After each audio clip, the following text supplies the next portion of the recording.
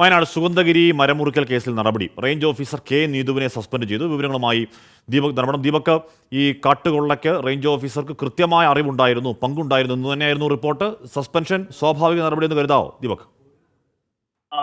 വളരെ ഗുരുതരമായ വീഴ്ച വനം ഉദ്യോഗസ്ഥർ, അതായത് DFO മുതൽ വാച്ചർ വരെയുള്ള ഉദ്യോഗസ്ഥർ നടത്തി എന്നുള്ളത് ഈ അന്വേഷണ റിപ്പോർട്ടിൽ വനം വിജിലൻസ് മേധാവി L. ചന്ദ്രശേഖരൻ കണ്ടെത്തിയിരുന്നു. Doctor L. ചന്ദ്രശേഖരന്റെ റിപ്പോർട്ടിന്റെ അടിസ്ഥാനത്തിൽ വനം മന്ത്രിയും അതുപോലെ തന്നെ വനം അഡീഷണൽ ചീഫ് സെക്രട്ടറിയും കർശന നടപടിക്ക് നിർദ്ദേശം നൽകി.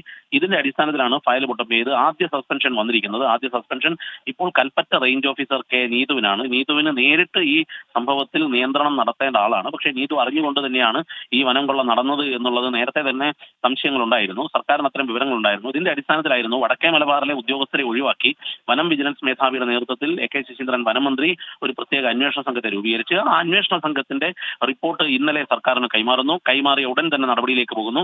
ഇതിൽ ഏറ്റവും പ്രധാനപ്പെട്ട കാര്യം, വീടിന് ജീവന് അപകടമാവുന്ന 20 മരങ്ങൾ മുറിക്കാൻ വേണ്ടി പെർമിറ്റ് നൽകുന്നു. ആ പെർമിറ്റിന്റെ മറവിലാണ് 126 മരങ്ങൾ മുറിക്കുകയും കടത്തുകയും ചെയ്തത്. ഈ സമയത്തെല്ലാം തന്നെ ഈ ഉദ്യോഗസ്ഥർ ഒത്താശ ചെയ്തു കൊടുത്തു എന്നുള്ളതാണ് ഈ അന്വേഷണ റിപ്പോർട്ടിൽ കണ്ടെത്തൽ.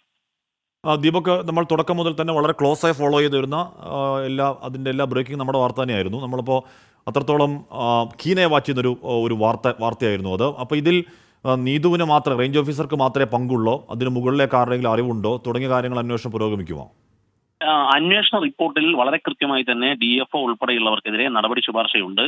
അതുമുതൽ ബീറ്റ് ഫോറസ്റ്റ് ഓഫീസറും വാച്ചറും വരെയുള്ള 18 പേർക്കെതിരെയാണ് കൃത്യമായി അന്വേഷണ റിപ്പോർട്ടിൽ പരാമർശമുള്ളത്. അതിൽ ഫ്ലൈയിങ് സ്ക്വാഡ് റേഞ്ച് ഓഫീസർ വരെ ഉള്ളവർക്ക് നടപടിയുണ്ട്. പക്ഷേ ഏതൊക്കെ തലത്തിലാണ് നടപടികൾ എന്നുള്ള കാര്യത്തിലുള്ള തീരുമാനം വരുന്നതേ ഉള്ളൂ. നമുക്ക് ലഭ്യമാകുന്ന വിവരമനുസരിച്ച് ഗവൺമെന്റ് തലത്തിലുള്ള ചില നടപടിക്രമങ്ങൾക്ക് വേണ്ടിയുള്ള ഫയലുകൾ മൂവ് ചെയ്തുകൊണ്ടിരിക്കുന്നു. അത് വനം അഡീഷണൽ ചീഫ് സെക്രട്ടറി KR ജ്യോതിലാലിന്റെ കയ്യിൽ നിന്നും ആ ഫയൽ ഗവൺമെന്റിലേക്ക് നീങ്ങുന്നു എന്നുള്ളതാണ് വിവരം.